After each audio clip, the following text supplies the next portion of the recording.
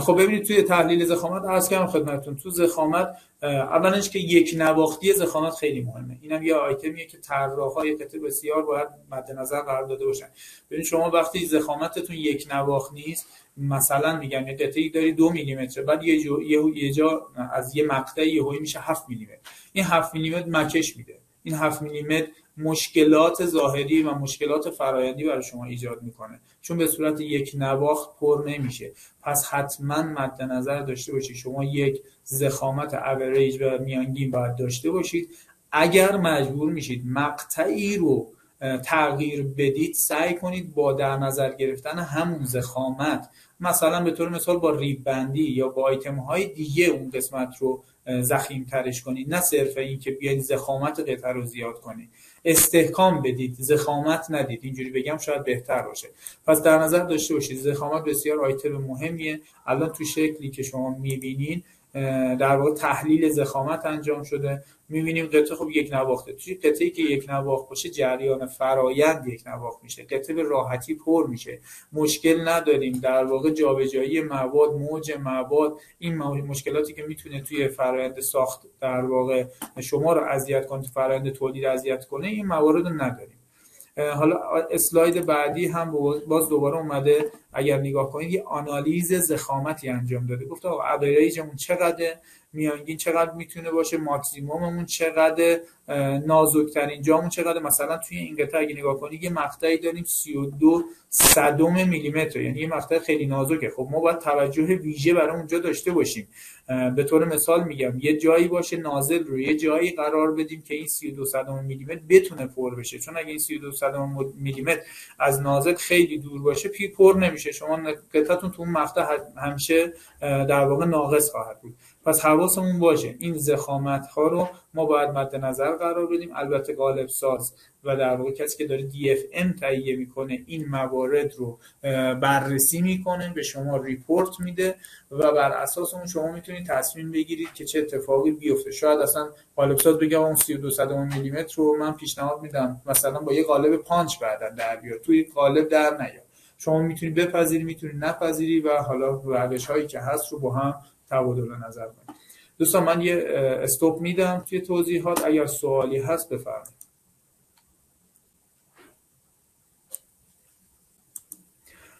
آقای من سوال ها رو دونه دونه میرم بالا. آقای محمودی اگر اشتباه نکنم سوال کردن میزان جمع شد در قطعات بزرگ رو چطوری میتونیم تعیین کنیم که به تولرانس مورد نظر برسیم. ببینید اینا دوره‌های تخصصی داره، واقعیتش تو اینجا نمیشه گفت، ولی به صورت یک قانون کلی بخوام بهتون بگم شما باید از نرم افزارهای تحلیلی استفاده کنید. نرم افزارهای تحلیلی مثل مولتفلو اصلا بابت همین موضوع اومده. ببین مولتفلو حالا بهش میرسیم، نرم افزاری نیست که به شما برای شما کار خاصی انجام بده. شما با شرایطی که برای این تعیین میکنید در واقع میاد میگه که آقا اوجاجتون چقدر قطعتون جمع بشه، چقدر مثلا چه آیتم هایی رو در نظر بگیره، اون به شما بر اساس اون. ولی شیرینگ اگر میزان جمع شوی عمومی در نظرتونه، شما مثلا روی فایل ها میتونید اسکیل بزنید، رو فایل اولیه عددش رو توی جداول در واقع اینترنتی سرچ کنید. حالا فکر می‌کنم توی سایت هم ما وبسایت گذاشته باشیم این جدول شیرین کیجو، اگر هم نباشه میذارم که بتونید استفاده کنید. به صورت عمومی روی فایل لحاظ میکنن، ولی مهمتر از شیرین کیج که یه در واقع آیتمیه که مربوط به مواد اولیه هست، مهمتر از اون اوجاجه که اوجاج رو در واقع نرم افزار مولتفلو مشخص میکنه. آقای شهاب گفتن اکثرا موارد عنوان شده شامل شینکیج خنکی مواد ضخامت و غیره همگی روی تغییر اندازه قطعه تاثیرگذار دارد و قطعات حساس در اندازه بسیار مهم است که همه موارد کنترل شود. برای کنترل موارد کدام نرم افزار تغییر پیشنهاد می‌کنید؟ چرا اینکه چه به خط داینه. ببینید نرم افزارها اگه منظورتون نرم افزار مولدکس 3D یا نرم افزار در واقع تحلیلی مولتفلو یا خیلی نرم افزارهای دیگه مثلا سالید بوک ماژولار داره، نمیشه مقایسه کرد. اینا بس برمیگرده به همه نرم افزارها به نظر من نرم افزارهای خوبی هستند. خب فقط بحث اینه که شما یه تجربه‌ای داشته باشید از فرآیند که بتونید از این تحلیل ها استفاده کنید. اینا چیزی به شما ریپورت نمیدن، یعنی هوشمند نیستن که شما بگن آقا برو فلان جا رو ضخامتش رو کم کن. این نه، فقط تحلیل میکنه، فقط نشون میده با این هندسه‌ای که شما دارید، با این مشخصات دستگاه، با این خواص مواد چه اتفاقی برای قطعه شما میفته. این وسط شما دیگه باید برید از تجربه خودتون یا سایر دوستانی که تو این زمینه تجربه دارن استفاده کنید و بتونید از این تحلیل ها در واقع یه ریدیزاینی بکنید، جایی که نیاز به تغییر بدید و مجددا آنالیز کنید. انقدر این سیکل باید انجام میشه تا به شما برسید به اون دیزاین نهایی که دیفکتی توش نباشه، خطایی توش نباشه. یه مورد دیگه آقای پیمانی پرسیدن در بخش خنک‌کاری یک سوال داره، این قسمت باید تحلیل بشه، چقدر میتونم به خروجی تحلیل ببینید به خروجی تحلیل اگر درست انجام بشه، چون شما ببین نرم افزارها یه تحلیل اولیه به شما میدن، یه تحلیل جامع. تحلیل اولیه این چیه؟ شما اصلا سیستم خنک‌کاریشو تعریف نمی‌کنی، یه دونه مثلا نرم افزار مورفلو یه ران میگیری، آنالیز می‌کنی، اون یه تحلیل اولیه است. ولی اگر شما سیستم رو کامل تعریف کنید تو نرم افزار، تا حدود میتونم بگم مثلا 80% 90% قابل اتکا هستن، یعنی کاملا میتونید روش حساب کنید و مشابهه. یعنی اصلا الان در پتنت های بسیاری شما میتونید پیدا کنید که توی کل دنیا اومدن مقایسه کردن بین نتیجه تحلیل نرم افزاری و اون اتفاق واقعی که افتاده. بسیار زیاده که اینا تا 80% 90% انطباق دارن. یعنی الان اصلا خیلی از دوستان یه چیز رایجه، ببین تو ایران شاید استفاده نشه، ولی توی قالب سازهای یک دنیا شما امکان نداره این فاز تحلیلی حذف بشه بدون تحلیل قالب بسازه. اصلا هیچ وقت همچین چیزی رو نمیبینید. اینو مد نظر داشته باشید. مولفلو ادوایزر و اینسایت چه تفاوت؟ من ببینید واقعیتش بحث مولفلو اینو اصلا بحثش اینجا نیست. اینا سوالای تخصصی، شاید یه سری از دوستان اینجا اصلا آشنایی نداشته باشن، خیلی خسته کننده میشه. اونا رو حالا ان شاءالله توی موارد بعدی اگر لازم شد با استفاده از دوستان و متخصصینی که حالا توی زمینه دارن فعالیت میکنن میتونیم وبینارهای مشترک بذاریم که دیگه کاملا در واقع جواب بده. میزان جمع‌شو رو گفتیم. ببین بهترین شرکت برای پران والا اینا سلیقه‌ایه، خب ولی مثلا خیلی شرکت ها الان تو ایران هستن که واقعا داره زحمت میکشن. شرکت ستاک ارزنجان، شرکت های مختلفی هستن که تو این زمینه دارن کار میکنن، همشون خوبن، ولی واقعیتش باید امتحان کنید، تست کنید. حالا من خودم مثلا ارزنجان استفاده کردم، راضی بودم. ستاک محصولات خوبی داره، خیلی سلیقه‌ایه. بعضی باید ببینید با کدومشون راحت‌تر هستین، چون حالا علاوه بر بحث کیفیت بحث راحتی و خدمات هم هست دیگه، اونم باید شما مد نظر داشته باشید. مورد دیگه، سوال دیگه ببینم اگر سوالی نیست. جدول شروع ساخت قالب با رئیسیان پرسیدم. ببینید میگفتم یه چک لیست هست، اون چک لیست رو من در انتها بهتون میدم، آپلود میکنیم توی سایت و حالا کانال تلگرامی اینایی که هست، اطلاعاتی که در مورد این وبینار هست رو من مسلماً بهتون ارائه میدم و انشالله بتونید ازش استفاده کنید. ببین آقای احمدی پرسیدن روش برای جلوگیری از مکش جای بازهای جای پیچ. جناب احمدی ببینید این من گفتم، نمیدونم حالا شما بودین اون زمان یا نه، دوره‌ای من اگر بخوام یه دوره جامع خوب بذارم، دوره طراحی قطعه میذارم، چون طراحی قطعه واقعا علمه، واقعا دانش خاصیه، حتی بیشتر از طراحی قالب به نظر من، به نظر شخصی. شاید از یه سری دوستان قالب ساز بگم نه طراحی قالب، من هر جفتش انجام دادم، نمیخوام بگم هیچ کدوم نسبت به اون ارجحیت داره، ولی مسئله اینجاست طراحی قطعه خوب کار قالب ساز رو راحت میکنه، طراحی قطعه بد کار قالب ساز رو بسیار سخت میکنه. پس شما اگر یه طراحی درست، ولی اینو باید در نظر داشته باشید که ما یه روش خاص نداریم. تو موقعیت‌های مختلف، تو پوزیشن‌های مختلف شما باید راهکارهای متفاوتی استفاده کنید.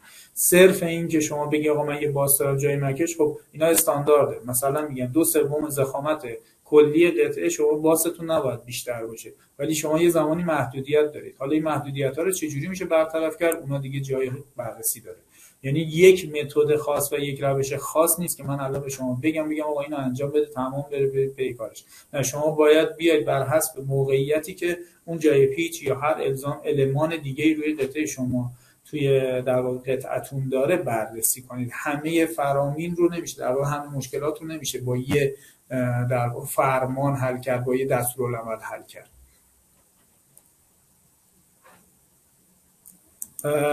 آقای محمودی پرسیدن که یک طراح چطور میتونه مطلع بشه که قطعات استانداردی که در شرکت هاسکو وجود داره در کشور موجود هست که بتونه ببینید همه الان دوستانی که دارن فعالیت میکنن خیلی خوب شدن. مثلا شرکت هایکو، شرکت ارسطنجان، حتی فایل ستاک، حتی فایل 3D فایل هاشون توی سایتشون هست. یعنی شما کاتالوگشون رو دانلود میکنید، بر حسب شمارهشون میرید توی سایت هاشون سرچ میکنید، حتی فایل 3D رو میتونید دانلود کنید و توی طراحیتون استفاده کنید. خدا رو شکر تو این زمینه خیلی خوبه. درست تعداد قطعات کمه. هاسکو بسیار جامع، استانداردهایی مثل در واقع DME هاسکو اینا بسیار جامع هستن. ما خیلی از موارد رو خودمون میسازیم. مثلا سیستم کلاپس یا جمع شونده هسته جمع شونده متاسفانه تو ایران نیست. ما برای یکی دو تا از قالب‌ها خودمون طراحی کردیم، ساختیم. خب خیلی زمان بره.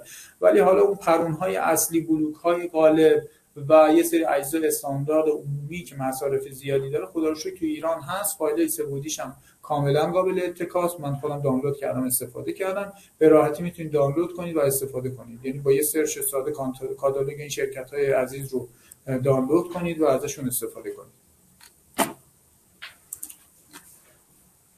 دوستان اگه سوال دیگه ای نیست یه 5 دقیقه استراحت کنیم و دوباره ادامه بدیم. باز اگه سوالی هم هست من در خدمتتون هستم.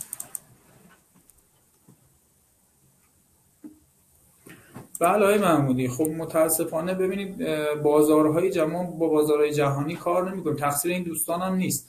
ما وقتی صادرات نداشته باشیم، وقتی مشکلات عدیده‌ای حتی توی ساخت، توی تولید، توی ارائه داریم، خب نمیتونیم انتظار داشته باشیم این دوستان برن مثلا همه اجزا رو بسازن. سفارشی کار میکنن. ما قالب هامون واقعیت اینه که خب قابل مقایسه با قالب های اروپایی و الان چینی نیست. چینی ها رو خیلی از دوستان شاید بزنن تو سرشون نه جنس چینی، نه واقعیتش اینه که خب من هر سال دارم میرم، بالاخره بر موضوعات مختلف بوده، بازدیدایی داشتیم. مثلا اینجاست که خیلی پیشرفت کردن، یعنی اصلا قابل مقایسه با سالیان گذشته نیستن از هر لحاظی که شما بگید، چون بازارشون بازار جهانیه. یعنی اگر یه شرکت تولید کننده اونجا هست که یه چیزی رو میسازه، میدونه که به راحتی با صادر میکنه برای کل دنیا. خب ولی دوستانی که داخل هستن مثل شرکتایی که صحبت کردیم، چطور میتونن اصلا همچین کاری رو بکنن؟ اصلا ساختن، چند نفر استفاده میکنن. ببین ما استاندارد قالب سازی تو ایران رو اگر بخوایم به اون مرحله برسیم باید ببریم بالا. یعنی قالب های با کیفیت، با استانداردها در واقع کار کنیم. اگر ما استاندارد کار نکنیم مسلما خب یه سری الزامات اصلا استفاده نمیشه، یه سری قطعات استاندارد استفاده نمیشه. نمیتونن این شرکت هم بیان برای یه مشتری مثلا بسازن. سفارش سازی هم البته انجام میدن ولی خب هزینه‌اش زیاده، هزینه کمی نخواهد داشت.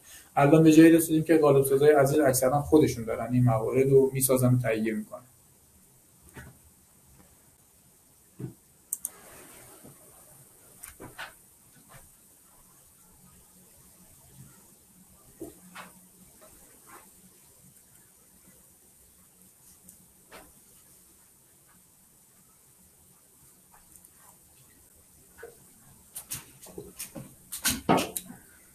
دوستان تا اینجای دوره چطور بوده؟ خسته که نشدید؟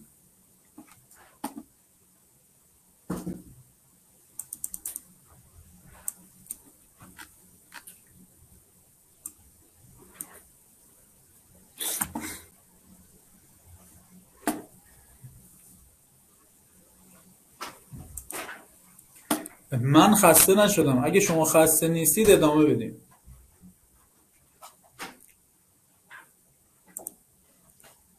بسیار عالی.